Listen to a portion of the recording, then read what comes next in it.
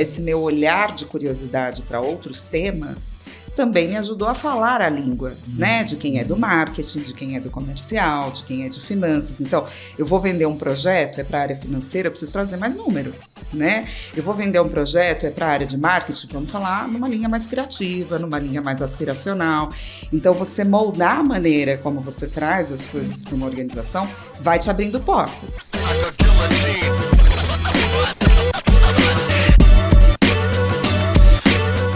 Oi, turma, sejam bem-vindos. Mais um episódio do Você Está Contratado. Eu e Gerson temos a Gabriele e Carlos conosco para esse bate-papo interessante, né?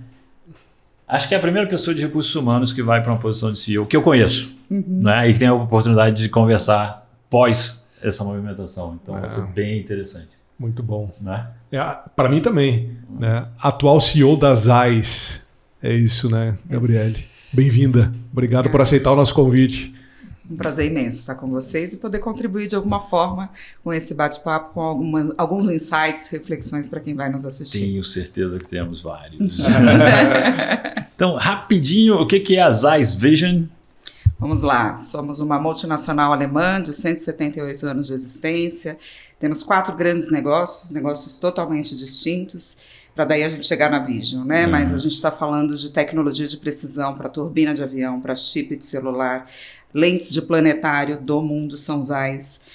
A gente tem a parte de metrologia, a parte de medicina, e aí é diagnóstico, cirurgia, a parte de pesquisa e desenvolvimento, então eu tenho microscópio, ZAIS, eu tenho a parte de consumer marketing, e aí a gente está falando de lentes para câmeras fotográficas e o que a gente chama da Vision, que são lentes oftálmicas. E a área que eu cuido especificamente é a Vision no Brasil. Aqui no Brasil. Exato. Joia, muito legal. E 20 anos de carreira em recursos humanos. Exatamente. E 8 anos e poucos em recursos humanos nas ZAIS. 9 anos já. 9 anos de RH. De RH nas ZAIS. Tá. E quanto tempo na posição de CEO? 4 meses. 4 meses, ok. Vamos perguntar dos primeiros. Está quente na cadeira. Tá. E então, o que aconteceu que olharam para uma pessoa de recursos humanos e traz essa pessoa de RH para tomar conta do negócio? Posso fazer mais uma pergunta junto com essa? E antes desses 20 anos de carreira em RH, você experimentou uma outra área comercial, marketing, finanças? Na verdade, assim, no começo da minha carreira, eu tive a oportunidade de trabalhar com a área comercial, que era no desenvolvimento de atendimento telefônico de um negócio que estava sendo desenvolvido. Mas isso foi por um ano e meio, e aí eu fui convidada para fazer parte de recursos humanos porque eu estava fazendo psicologia na época. Então, ou seja, né, assim, dos 20 anos eu tenho 21, que seria de comercial. Lá atrás. É uma profissional de RH. Fez psicologia, exato, bacana. Exato. Então alguém lá dentro das AIS pensou, vamos colocar uma pessoa de RH aqui para tomar. Acho que tem um pouco da história de vida, né, que de alguma maneira foi me credenciando para evoluir nas posições por onde eu passei.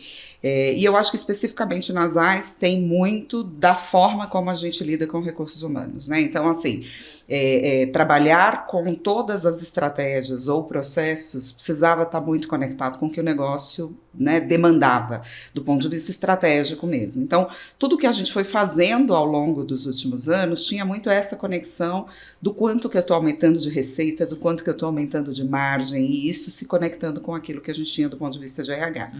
Até aí, ok, que de alguma forma a gente tem isso no mercado. Acho que a grande virada, mais ou menos uns 3 anos, eu tenho estudado mais sobre governança corporativa. Então, a minha forma de se posicionar na empresa começou a mudar.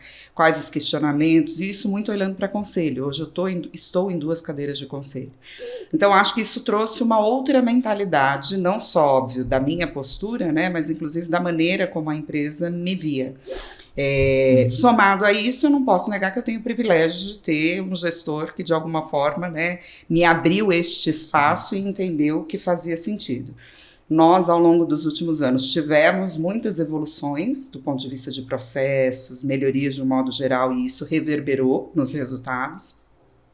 Mas agora era mais ou menos o momento em que a gente dizia o seguinte, né? O que nos trouxe até aqui não vai ser o que vai nos levar para frente. E teve essa oportunidade onde eles me fizeram um convite e a primeira pergunta foi exatamente essa, por que eu, né? E o que o meu chefe, que, né, me acompanhou ao longo desses anos e continua comigo até hoje, ele falou, Gabriele, a tua capacidade relacional é fora do comum, né? E a gente, como CEO, tem até um livro que ele presenteou para a gente, para os executivos há mais ou menos uns 2 anos, que eram as 3 únicas coisas que o CEO faz. E é cuidar de pessoas, cultura e processo e resultados, né? Então, na época, eu falei assim, bem, eu estou ampliando o meu escopo, mas a postura continua a mesma, né? Porque, teoricamente, era o que, de alguma forma, eu olhava. Por outro lado, a pergunta inversa foi feita também, ok? Tem uma boa capacidade relacional, inteligência emocional, e o que eu preciso estar atenta?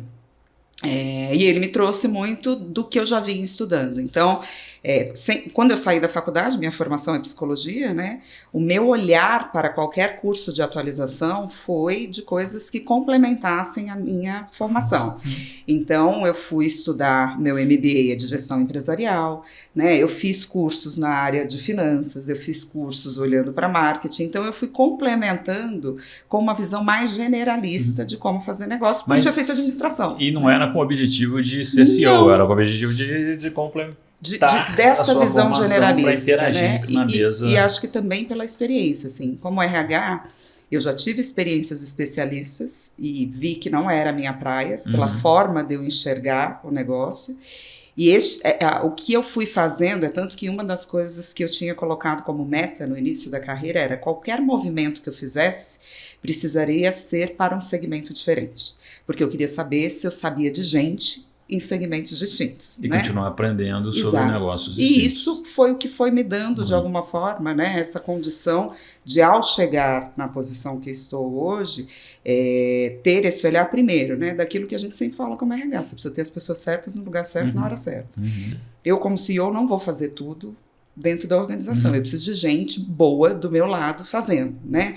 Então, quando eu ouvi essa questão de continua olhando, né, para questões ligadas a finanças, à inovação, à estratégia, né, e entendendo isso de uma maneira mais ampla, é porque a nossa visão ela passa por uma outra perspectiva, né, que vai mais para o longo prazo do que na execução propriamente dita do curto prazo, apesar de ser importante, né, essa construção.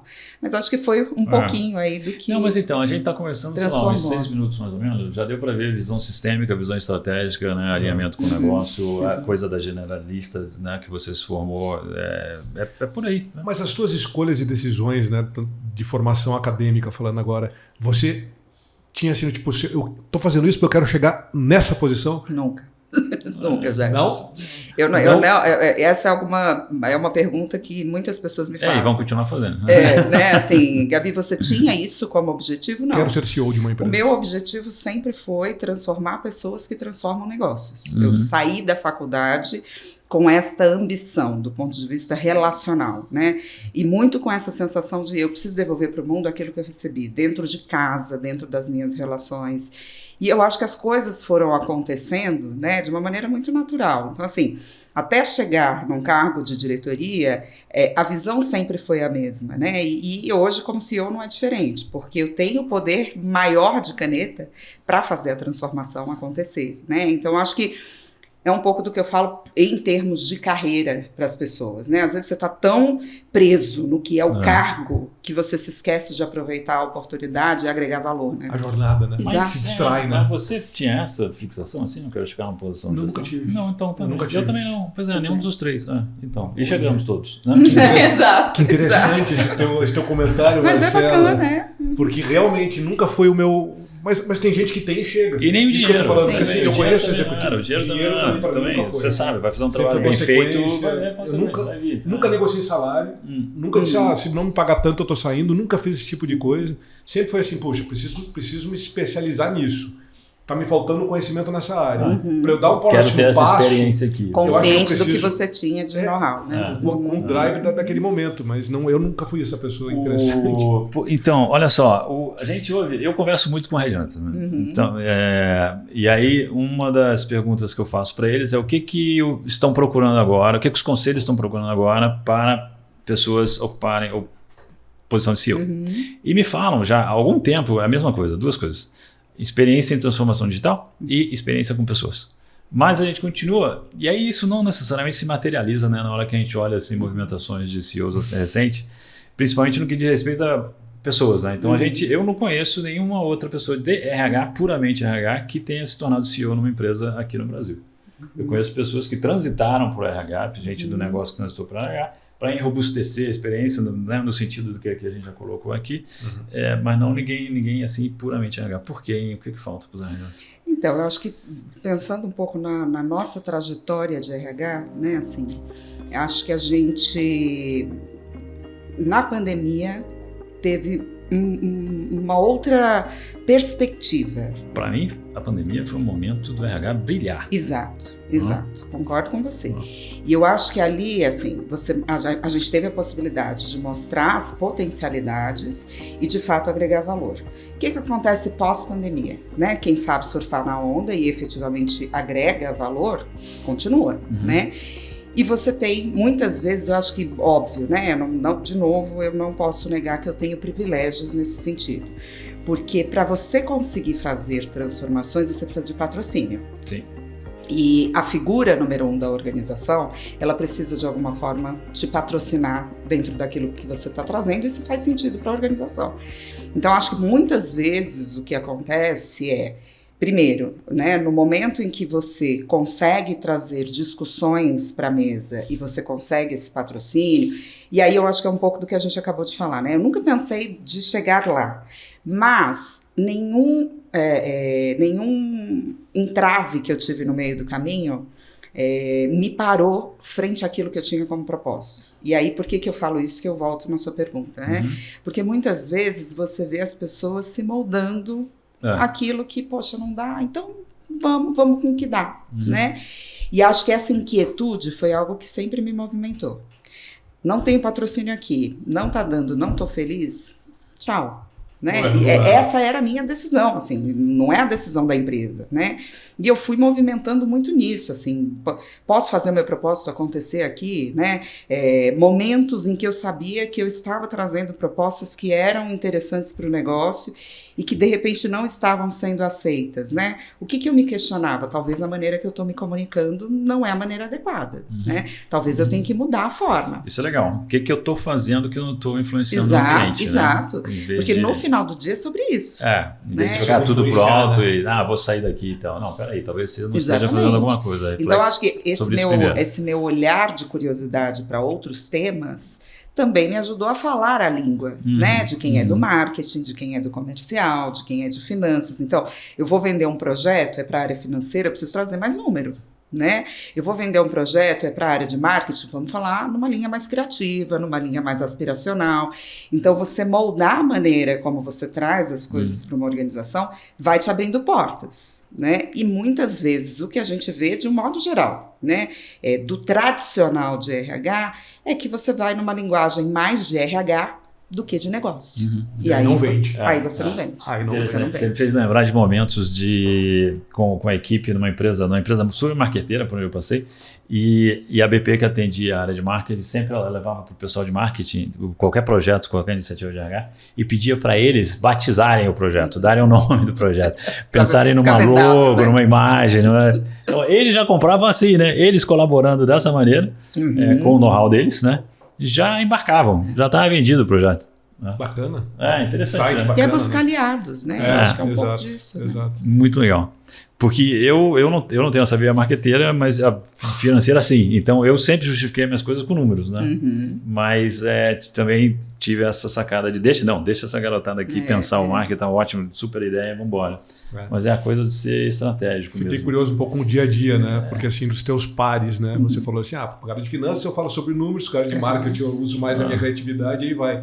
E aí você, há 4 meses, né, um pouco mais de 100 dias, sentada na posição de CEO, mudou alguma coisa nessa relação? Com certeza, né? Porque é um outro papel. E na época, quando foi anunciado, a primeira coisa que eu falei para eles foi isso: a gente vai aprender essa nova relação, né? Primeiro porque eles me conheciam como par. Tem uma gestão da mudança. E não como gestora, né? Então eu falei, a gente precisa ir calibrando isso. Então, os primeiros 100 dias foram dias de ouvir muito, né? Assim, ouvir muito, não só o meu time, mas ouvir muito os gestores de um modo geral, sobre percepções, assim, o que eles acharam da mudança, que preocupações, que recomendações eles trariam, se eles estivessem no meu lugar, qual a primeira coisa que eles fariam, e isso foi me dando... para ouvir alguma dessas respostas.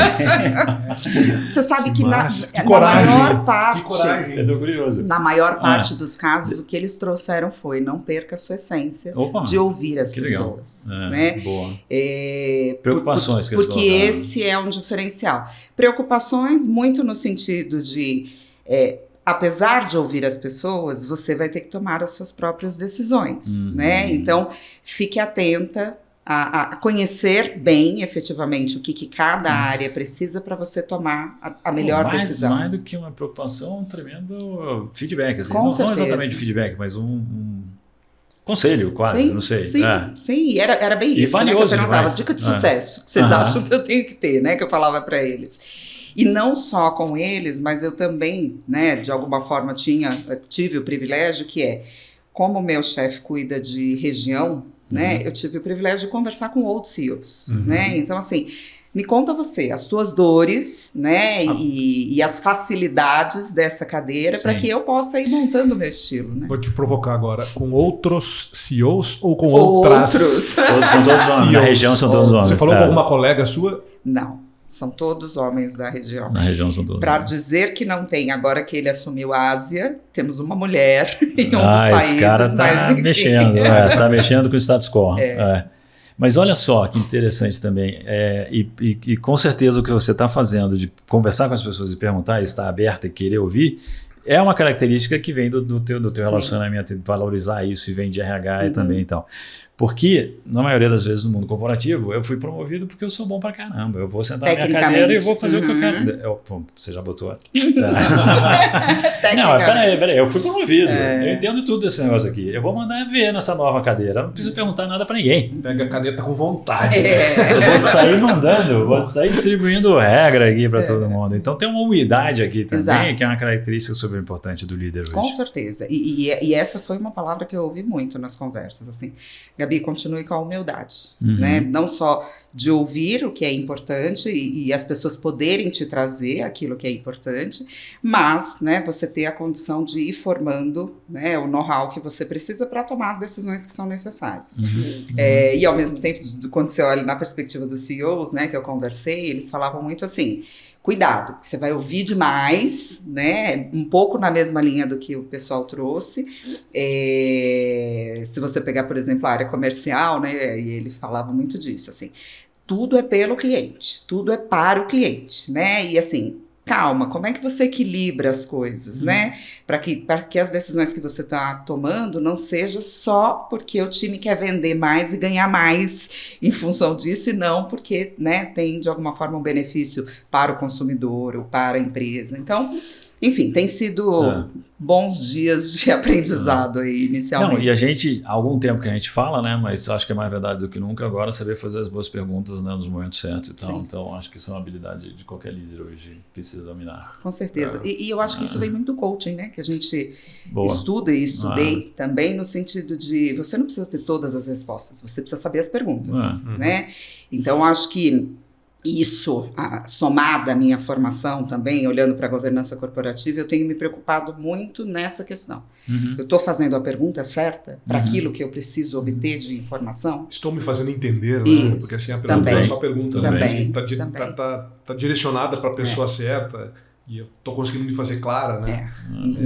Nossa, assim, eu acho que deve ser tanto desafio, né, para você ter assumido essa posição, vindo de uma posição de RH, como mulher, como né, empoderamento, como voz, como respeito, como é tanta coisa envolvida nessa persona, né? Com certeza. Ocupando essa posição. Eu costumo dizer que, assim, né, de novo, a responsabilidade é muito maior, apesar da postura continuar a mesma, né? Sim. Mas eu costumo falar que eu tenho, assim, 3 compromissos neste desafio que eu assumi, né?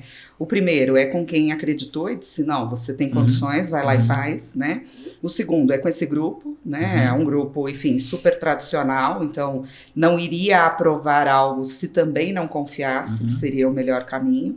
E o terceiro é com o nosso país, né? A gente tem um compromisso de empregabilidade, de crescimento econômico, de como que essa empresa continua, né, evoluindo nesse mercado para que a gente continue criando impacto positivo. E você tem consciência de que tem muita gente observando? Com certeza. Que legal essa pergunta. Com certeza, viu, Marcelo? E eu vou te dizer que assim, né, talvez essa sempre foi não só uma preocupação que eu tinha sentada na cadeira de RH, mas sempre o direcionamento que eu dei para todos os gestores que era, né, assim, a gente precisa ser exemplo, né, eu preciso falar aquilo que eu acredito. E não é diferente, né? Agora mesmo eu tenho falado muito para eles, né? Uma coisa é o aspiracional, que eu sei aonde a empresa quer chegar, do ponto de vista de futuro, e outra coisa é o numérico, né? É o qualitativo e o quantitativo. Agora, o como, né? Isso aqui passa por comportamento, né? Passa por uma série de coisas. Eu tive uma primeira reunião de comunicação que nós tivemos depois que eu assumi. Uma das perguntas, a gente no final coloca para os colaboradores fazerem as perguntas que eles querem. E uma das perguntas foi: qual que é o seu estilo de gestão, né? E aí eu falei para eles assim, meu estilo de gestão posso nomear como um estilo situacional, ou seja, depende da pessoa, depende do momento, e aí ele vai se mostrar. Eu falei, mas começando agora, né, com todos vocês, eu queria dizer 3 coisas que eu não abro mão e eu acho que é importante todo mundo na empresa conhecer, independente dessa questão do estilo de gestão. Eu falei, a primeira é respeito. Eu não abro mão de respeito, independente do nível das pessoas com quem a gente estiver conversando. Eu falei, o segundo é a verdade. Por pior que seja algo que tenha acontecido, me fala a verdade, que a gente juntos vai achar uma solução. E o terceiro é disciplina. E disciplina no sentido de zelo, né? Faz a sua parte, né? E com certeza isso é algo que eu converso sempre muito com o meu chefe. Que ele fala, você tem certeza que você fez o que você precisava? Porque você vai deitar a cabeça no travesseiro, você vai dormir tranquila, né? Então, acho que essas são 3 coisas, assim, que é inegociável comigo, né? E eu acho que dá o tom desse olhar do ponto de vista de, se eu estou pedindo para você, eu também tenho que fazer, né? Porque você vai me olhar, de alguma forma, e se espelhar se isso faz sentido ou não.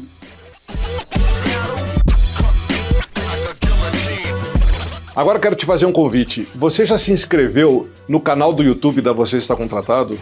Os melhores webinários, entrevistas, muito conteúdo sobre liderança, carreira, mercado de trabalho, com os melhores profissionais do mercado. Se inscreve lá, deixa seus comentários, dê o seu like. Isso nos ajuda a buscar mais conteúdo e levar para você o que de melhor tem no mercado de trabalho. Espero o teu comentário por lá.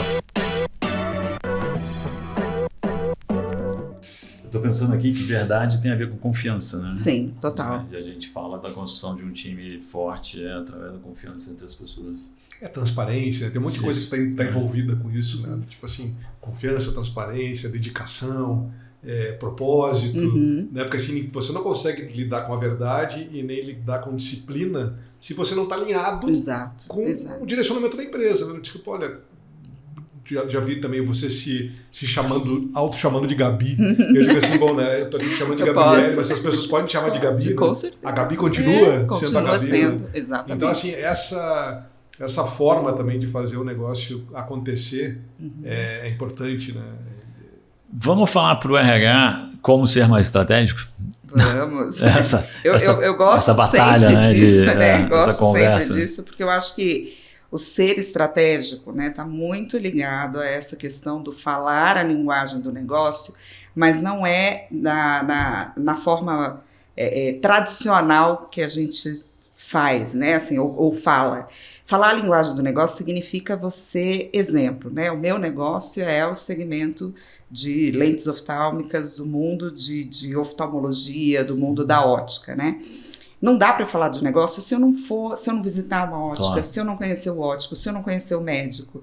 Então, assim, muito do que eu fiz em todas as empresas por onde eu passei foi passar muito tempo no campo. experimentar os seus produtos. Exatamente. Experimentar os produtos, né, da concorrência. Então, assim, como que eu vou fazer uma proposta de melhoria de uniforme para a área comercial se eu não usar aquele uniforme? E não passar o dia inteiro visitando com eles para sentir o que eles estão sentindo, né? Então, falar a língua do negócio tem isso. Você precisa ter propriedade naquilo que você está propondo, para daí você ter credibilidade, né? E falar, poxa, faz sentido.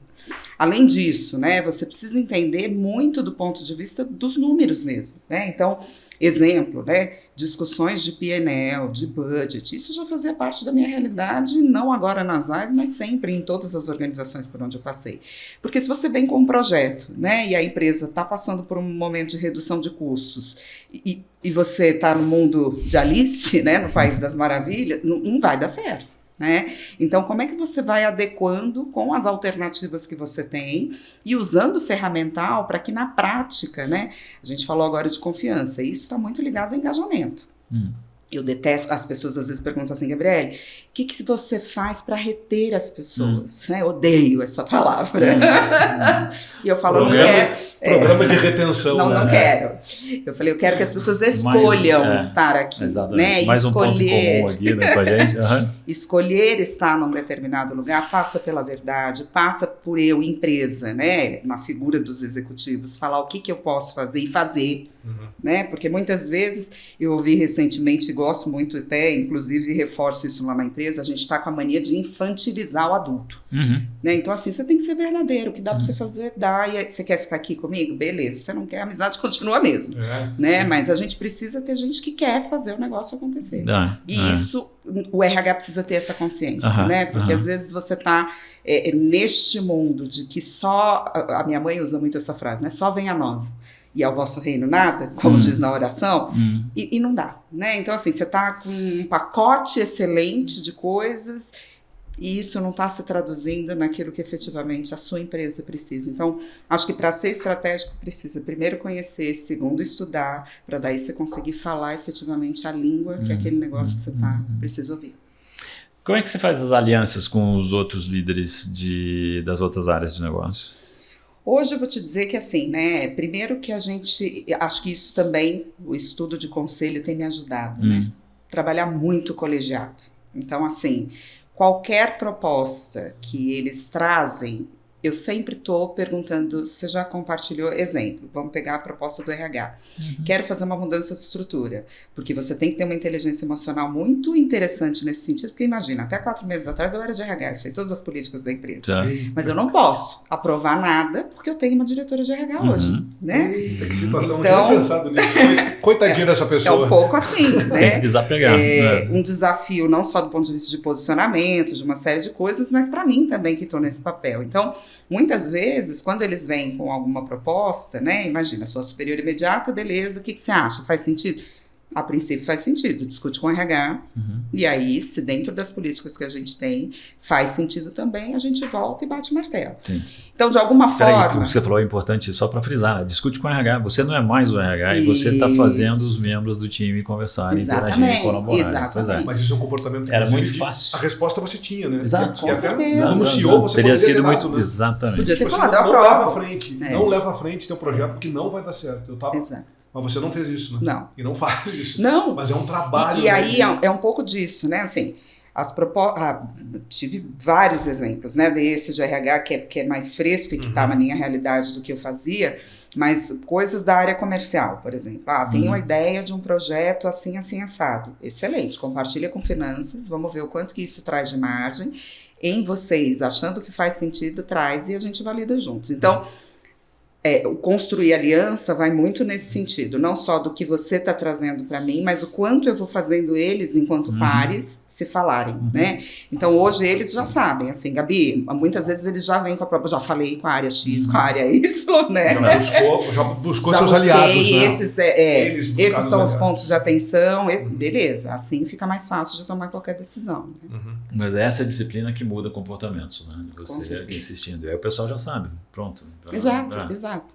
É isso aí. E é muito interessante porque, né, várias coisas ao longo desse tempo, né, e aí tem muito também o estilo do meu chefe, apesar da gente ser super conectado, né, e alinhado, na forma de gestão, ele é uma outra pessoa, né? Então, a maneira como ele conduziu algumas coisas é diferente da maneira como eu conduzo. Então, também tem este aprendizado, né? E teve um dia eu ouvi, Gabi, talvez o meu time é diferente do time, do seu time, né? O que eu via com o antigo chefe. E eu falo, estamos num momento de construção, né? E aqui nós não estamos falando de time pura e simplesmente, nós estamos falando daquilo que faz sentido para este momento do negócio, né? Então, eu acho que é uma construção que a gente está fazendo agora mesmo, para outubro, que começa o nosso ano fiscal. Uma das coisas que eu coloquei para eles nós vamos fazer um encontro de liderança, que nós nunca fizemos ao longo desses anos com todos. A gente sempre fazia alta liderança, média liderança. Falei, não, nós vamos fazer com todos, porque a forma de gestão que vai nos levar ao sucesso é o que precisa ficar claro para todo mundo. Legal. Né? Quantas pessoas são nas Eyes Vision aqui no Brasil? 650. 600. Tá. E o time de liderança tem quantas pessoas? 100 pessoas. Grupo que 100 vai pessoas. fazer. Muito bom. Desafios de negócios para frente? Temos vários. Acho que, né, não só do ponto de vista cultural, a gente estava até conversando um pouco antes daqui do nosso bate-papo, né? A gente tem um mercado de saúde visual ainda muito importante para ser explorado no que tange a essa cultura de que a lente é importante, né? Então, de como que eu escolho a melhor opção para a minha saúde visual, para preservar a minha visão, digamos assim.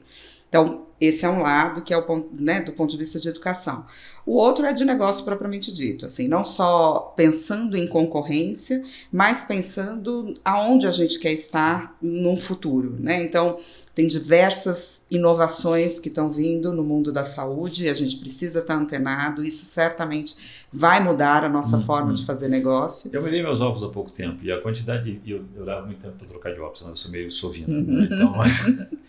Mas você sabe que tem até uma lógica, sabe, Marcelo? Assim, Vamos sentir melhor não, com isso? a recomendação... olha, mas olha só, a recomendação médica normalmente é 1 ano e meio, 2 anos para você trocar. Só que você tem um outro lado que é um desafio, que é, à medida em que você vai, dependendo, né, aumentando o seu grau, o seu olho vai acostumando. Então, quando você demora, você força o seu olho a ficar, de alguma forma, com o grau que você estava. Então, tem o lado positivo e o lado desafiador, mas eu diria que talvez, né, pensando nisso. O que eu queria comentar é que você falou das inovações, né? Então, realmente, eu fiquei impressionado com a quantidade de possibilidades que me apresentaram na hora que eu fui comprar a lente nova aqui, que é um pouquinho mais do que 2 anos. Eu fiz o último par de óculos que eu tinha. Mas é sensacional, realmente, os avanços, a revolução, o que te ajuda. E a oftalmologia como um todo. E a lente, ela é adequada para o teu estilo de vida. Total. Né? Então, se você fica mais num ambiente bacana, de escritório, né? se você usa muito a direção, você tem um tipo de lente específica. Você não usa óculos ou tá de lente? Eu não uso óculos. Como assim? Mas isso é curioso porque aos 7 anos de idade, eu fui diagnosticada que eu tinha miopia. E a minha miopia, ela foi crescendo normalmente, como é o comportamento da miopia. Com 22 para 23 anos, ela foi regredindo. Depois que eu entrei nas Eyes, né, o meu time técnico... Mas você chegou a usar óculos numa época? Então. Usei, até aos 25, mais ou menos. E aí, quando eu cheguei nas Eyes, a gente teve um evento que nós fizemos com a área comercial e a proposta era todo mundo passar pelo novo sistema de refração para poder entender como que o produto, né, o equipamento funcionava, e lá a gente ia fazer o óculos para todo mundo. E na época, quando eu fiz, o time falou: Gabi, você nunca teve miopia, porque a miopia ela não regride. Então, assim... Enfim, hoje eu tenho um óculos que normalmente eu uso quando faço visitas, enfim, que é um óculos com proteção... mas é com proteção de luz azul, né? Então, para efeito das telas, enfim, ele traz um conforto visual. Vou pegar tua bolsa, Gabi. Usa o óculos aí pro episódio, né? Pois é verdade. Muito bom. Mas é incrível, assim. O que mudou na tua rotina nos últimos 4 meses? Acho que assim, sempre fui disciplinada, né, do ponto de vista de agenda, para que meu tempo não seja sequestrado por tanta demanda que eu tenho. Mas eu diria que agora eu estou mais ainda, né? Mais disciplinada. Mais disciplinada ainda, porque assim, são muitos assuntos, né? Até então, é aquela coisa, 20 anos no RH, você resolve, faz assim, né? Faz isso, faz aquilo, né? E hoje não. Então, assim, eu tenho uma rotina de rituais de gestão que eu não abro mão, né? Até para que eu tenha o meu tempo de estudo, o meu tempo, enfim, para um médico ou para estar aqui com vocês. Agradecemos muito, inclusive. Então, Você não deve ser uma pessoa daquelas que fala, não tenho tempo para isso, né? Não Se mesmo. É prioridade, você arruma o tempo, Com certeza, né? Com a disciplina. certeza, Marcelo. E eu acho que esse é o segredo, né? Assim, eu falo sempre do meu chefe porque ele é uma pessoa que, estando no Brasil, ele não começa uma reunião antes das 9, por exemplo. Por quê? Porque ele tem a rotina de exercícios dele, na parte da manhã ele não abre mão. Ele não vai para uma reunião que ultrapasse das 6 da tarde, porque ele tem a rotina com a família dele. Então isso, de alguma forma, é o exemplo que a gente estava falando. Exemplo, né? Arrasta, né? Com Muito certeza. bacana. Então, assim, eu tenho muito isso, né? Assim, são os meus rituais do ponto de vista daquilo que é o trabalho, daquilo que eu acho que é importante. As férias é outro exemplo, né? Assim, férias é férias, né? Então, o máximo, óbvio, agora, por exemplo, que eu saí, tinha acabado de assumir. Que eu falava pro time. Que a gente falou. Você estava em férias. Tira suas férias. Mas é porque você tem o meu celular pessoal. Eu tenho o celular. Mas eu falava muito pro time, assim, no final do dia eu vou dar uma olhada, porque tem demandas de aprovação que eventualmente eu vou precisar, e eu tinha acabado de assumir, né? Eu fiquei vermelho no meio da gravação. Eu sou muito arrojado, né? Eu tenho teu telefone pessoal, Você tá ligo nas vendo? férias. Tem.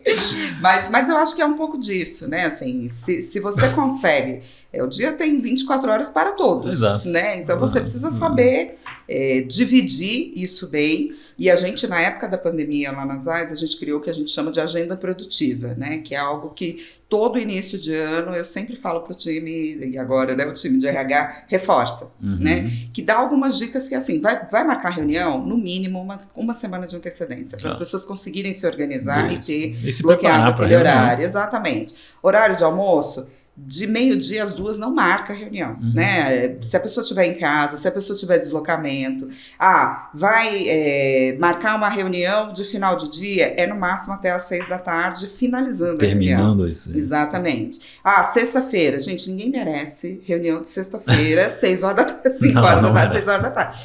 Por mais que goste daquilo que está fazendo, né? Exato. Óbvio que você sabe que vai ter as exceções, o que não pode é a exceção virar regra, né? Então é um pouco do que a gente... Mas eu perguntei da rotina, porque assim, acho que a empolgação de estar na posição também às vezes te descola. Te demanda mais energia.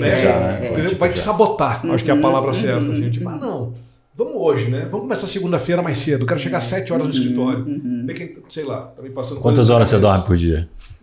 Eu me policio porque sono pra mim é prioridade. Então, assim, de 7 a 8 horas eu consigo. Tá bom, tranquilamente. Tá na média. Consigo. Então, mas precisa, você sente que seu corpo... Eu preciso. Eu Final de semana eu durmo 12 horas. Eu preciso de sono.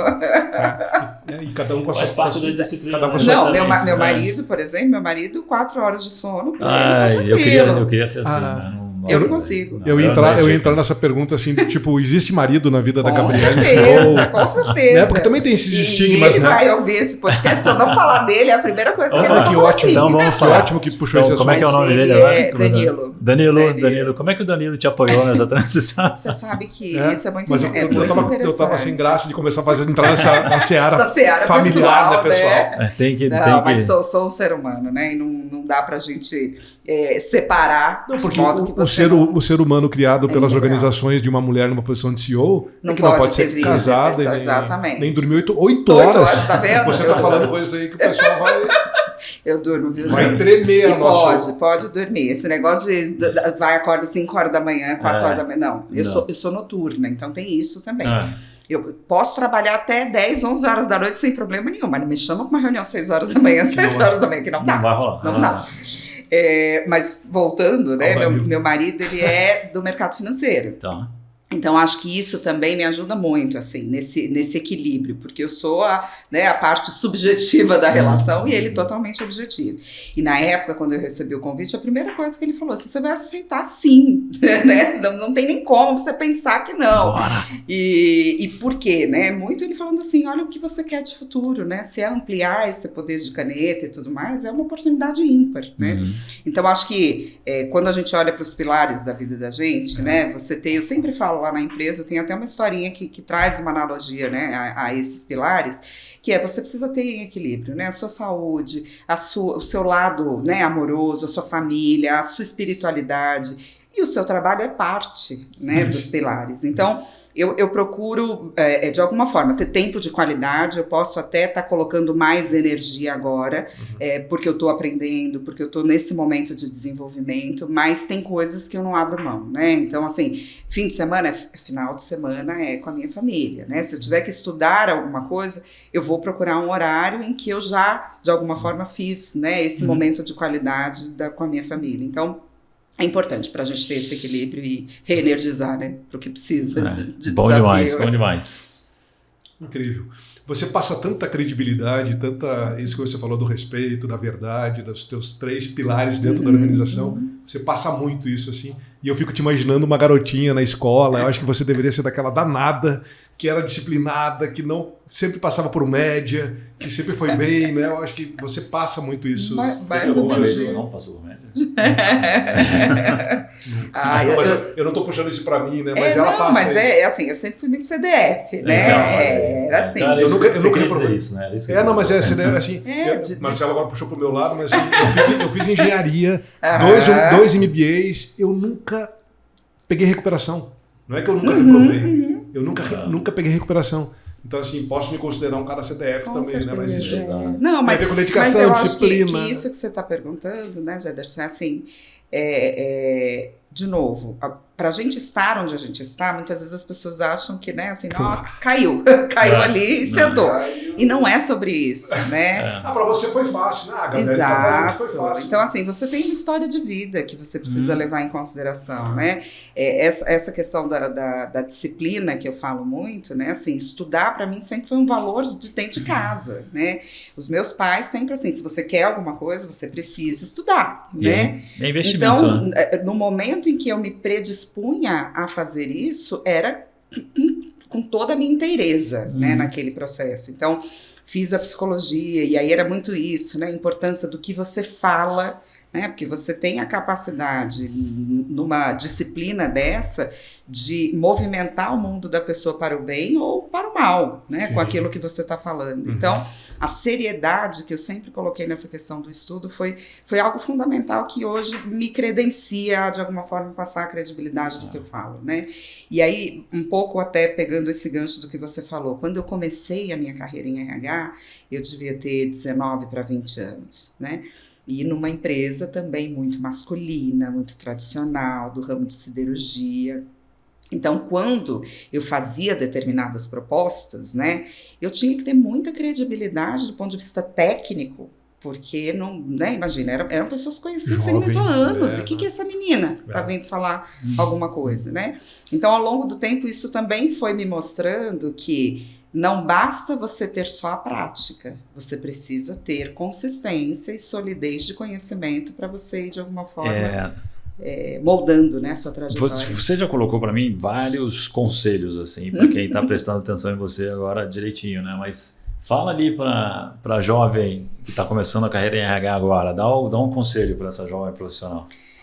Olha, eu diria que esses dias me perguntaram exatamente isso e eu falei, acho que tem algumas competências que a gente não pode abrir mão e de alguma forma, né, desenvolver isso de uma maneira antecipada no começo da profissão faz toda a diferença. Então, primeiro, adaptabilidade, né? Assim, a gente precisa se adaptar a esse mundo em constante mudança, né? E o se adaptar significa que nem sempre você vai estar no lugar que você acha que deveria, né? O que é o melhor, mas passa por aquela situação e aprende, né? Ou seja, se predispõe a aprender, porque no futuro você vai olhar e vai falar assim, isso eu não quero, né? Ou seja, isso te permite escolher. O outro eu falo muito sobre essa flexibilidade, né? E flexibilidade, para mim, eu falo muito no lado cognitivo, que é exatamente o que a gente falou do estudo. Tenha curiosidade, vá aprender novas coisas, aumente repertório, e aí não necessariamente só daquilo que você quis do ponto de vista de formação. Precisa falar sobre arte, precisa falar sobre futebol, precisa falar sobre outros temas, porque isso vai te possibilitar o terceiro item, que é relacionamento, né? Quem tem boa capacidade de relacionamento consegue abrir muitas portas, né? E quando você vê a maior parte dos problemas nas empresas, de um modo geral, que a gente de alguma forma fala, o problema é comunicação, o problema é relacionamento, né? Porque à medida em que você consegue entender o outro e se fazer entender, isso de alguma forma vai facilitando as propostas que você de alguma maneira quer colocar em prática. Então, é um pouco que eu diria para quem quer entrar aí no mercado de trabalho como um todo. Ótimo. Super obrigado pela conversa conosco. Obrigada a vocês pela disponibilidade e convite. Quando o Marcelo faz essa frase que é para encerrar, eu vou continuar conversando nos bastidores. Boa. Obrigado, Gabriele. Parabéns. Obrigada. Obrigado, turma. Tchau. Ficha técnica. Realização, você está contratado. Apresentação, Jederson Beck e Marcelo Nóbrega. Cinegrafista e áudio, Juscelino Gonzalez. Assistência, Anne Costa. Edição, Unique. Direção, Fernando Vítulo. Gravado nos estúdios da Unique.